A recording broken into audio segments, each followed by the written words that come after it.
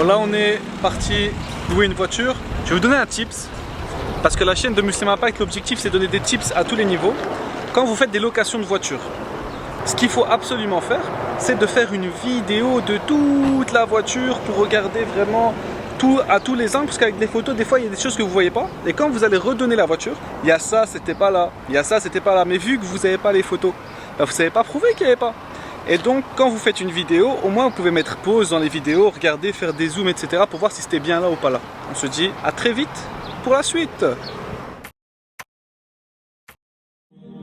On va où aujourd'hui, Yassine? Qu'est-ce qu'on fait ici?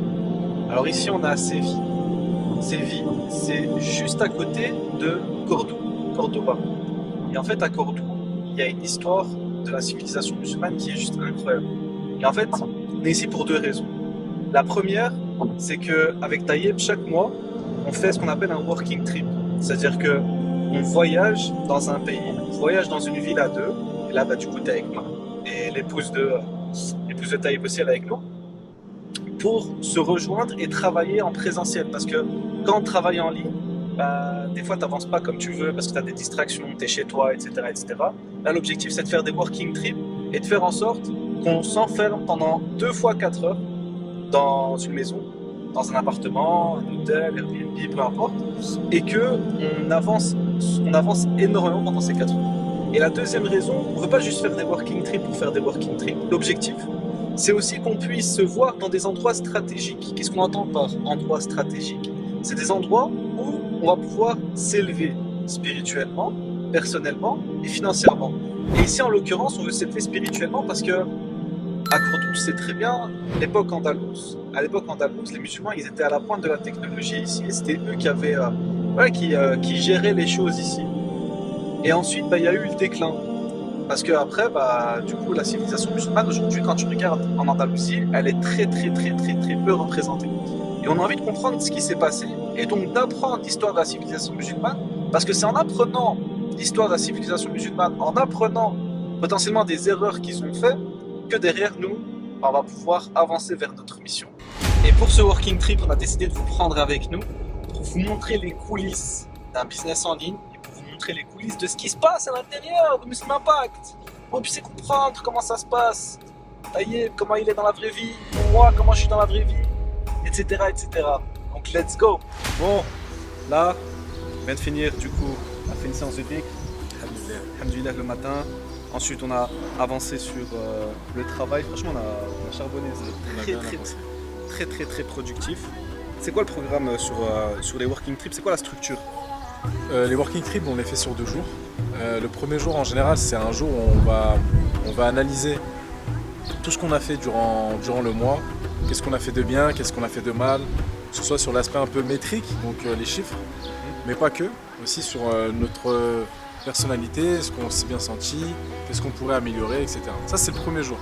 Et après, on a un deuxième jour où on travaille beaucoup plus sur la vision, sur les objectifs court, moyen et long terme.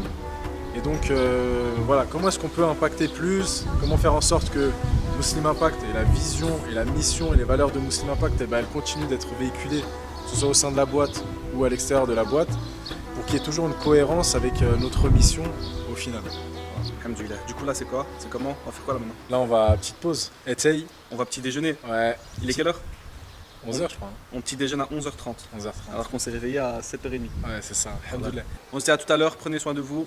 On est vraiment dans une pompe à essence, elle est au milieu de nulle part.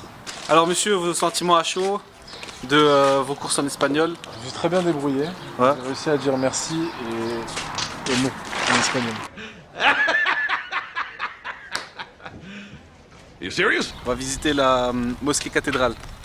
Une cathédrale aujourd'hui qui à la base était une mosquée. Qui à la base était une mosquée, c'est ça. Mais est-ce que tu étais bien réveillé pendant la route? Tu as senti que. Est-ce que tu as senti que tu étais une plus-value ici pendant le chemin? Non, j'ai ouï dire que tu m'as filmé pendant que je dormais. J'attends de voir les rushs.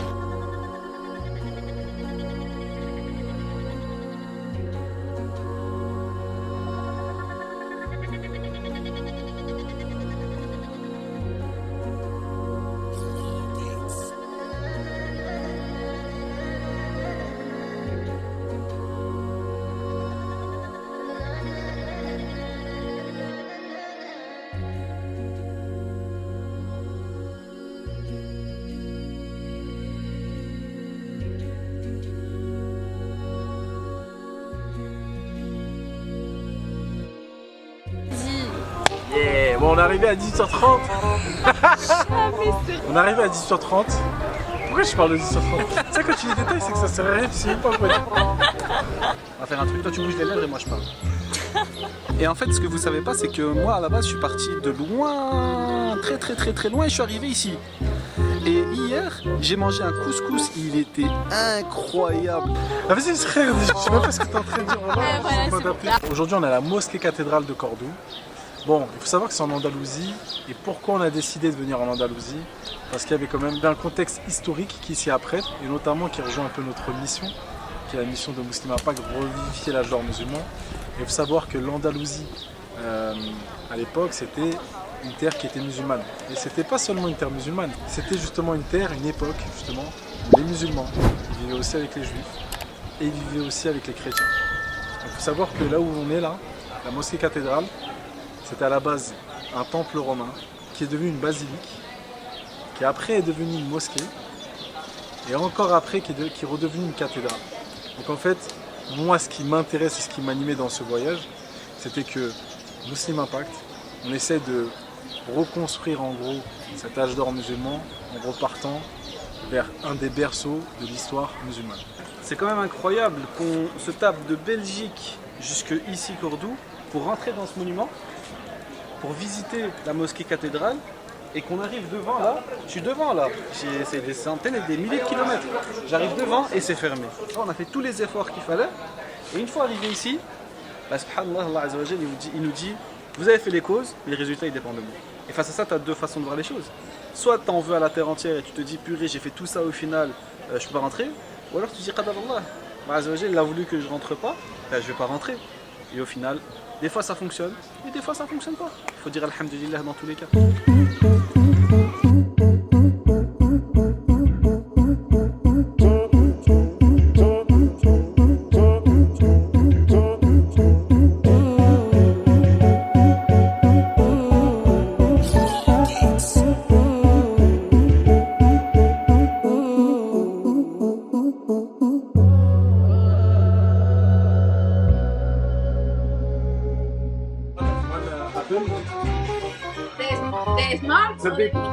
Ah, t'as appelé comment une tombe d'amour? J'essaie d'être littéraliste, j'ai eu mon appel of love. Vu qu'on n'a pas pu prendre le temps d'aller voir la cathédrale, on a décidé de changer de destination et d'aller à Medinet Zahra. Je pense que ça a l'air bien, ça a l'air beau. C'est vide en tout cas, il n'y a personne. J'espère juste on n'est pas venu en retard. Et voilà. Comme vous avez vu, le site archéologique il est fermé, mais le musée on peut le visiter. On a l'art et la manière d'être en retard partout. C'est incroyable. Les gars, moi je déteste les musées. Dites-moi dans les commentaires, est-ce que vous êtes team musée ou team pas musée? Moi je m'ennuie de fou dans les musées.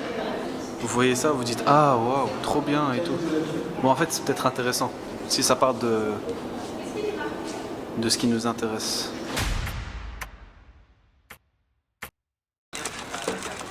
Donc, là, ce qu'on fait, on est en train de préparer un petit barbecue. Après, alhamdoulilah, avoir bien travaillé. On va faire des merguez, on va faire du poulet, on va faire de la kefta, il y a une salade, il y a des frites. Je suis belge. D'ailleurs, c'est intéressant à dire. Moi, c'est la première fois qu'on fait ce working trip en mode à l'extérieur, genre. En mode à l'extérieur. D'habitude, on l'a fait à Bruxelles, on l'a fait à Rabat. Ouais. Donc, c'était un peu à chaque fois chez l'habitant. Chez l'autre. Ouais. Et là, c'est la première fois qu'on le fait en dehors. Franchement, c'est un kiff de fou. Ouais, alhamdoulilah. Bon, il est un peu casse-tête, mais bon, alhamdoulilah. Ça, je le savais déjà. Non, je regarde. Du coup, là, c'est le dernier jour du working trip. Comme vous voyez, on est bronzé. Et aujourd'hui, c'est un jour spécial.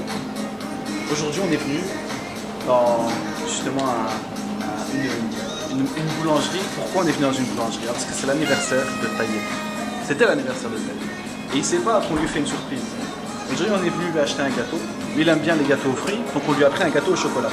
Dites en commentaire quel âge vous pensez que Taïeb il a eu aujourd'hui. Donc on a pris un gâteau au chocolat parce que Taïeb aime bien les gâteaux à la fraise, aime bien les gâteaux aux fruits. Pourquoi, à votre avis? Parce qu'il faut toujours sortir de sa zone de confort. C'est important. T'aimes bien les fraises, je te ramène du chocolat. Logique. Là, la direction. Là, on est en mission, là, vous savez pas, les gars. Je l'ai pris avec moi, on est en mission, c'est dans les coulisses, là. Donc, c'est l'anniversaire de Taïeb. Oui, il faut pas fêter les anniversaires, mais... ok.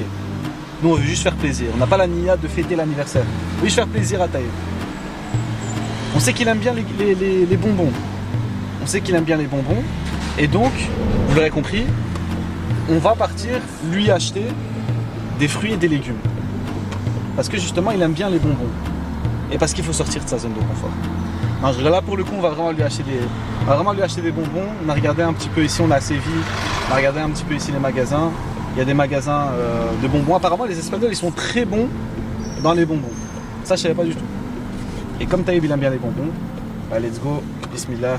Et on va faire plaisir aux abonnés. Si vous voulez vous acheter des bonbons, on vous envoie des bonbons. Et si vous voulez faire plaisir à Taïeb, bah, achetez-lui des bonbons. Ok? Commente bonbons aux commentaires. Vous allez faire que commenter dans cette vidéo.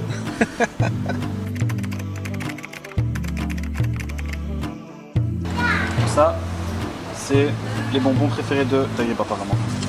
Aski. On va vraiment lui prendre un sachet rempli de ça. Bon, ils nous ont pas laissé filmer à l'intérieur. Parce que voilà, sans commentaire. Voilà. Taïeb, voici ce qui t'attend. Et longue vie à toi, qu'Allah nous permette de s'aimer encore plus en lui. Il y a un hadith du prophète sallallahu alayhi wa sallam qui dit donnez des cadeaux pour que vous vous aimiez. Et donc ça c'est mon cadeau pour toi.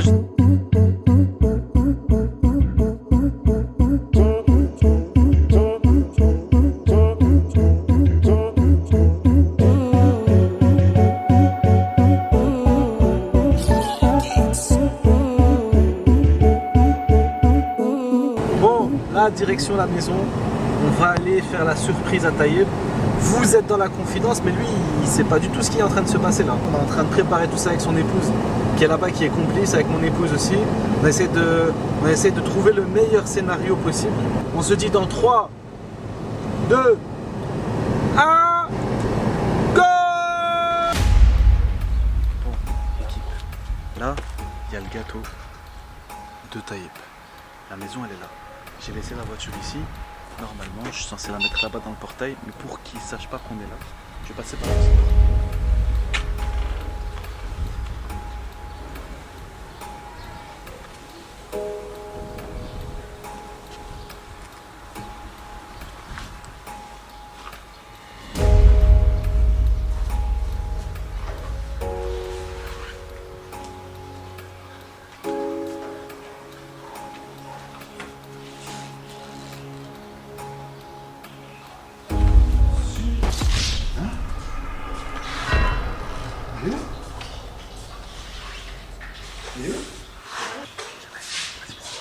Joyeux anniversaire, joyeux anniversaire,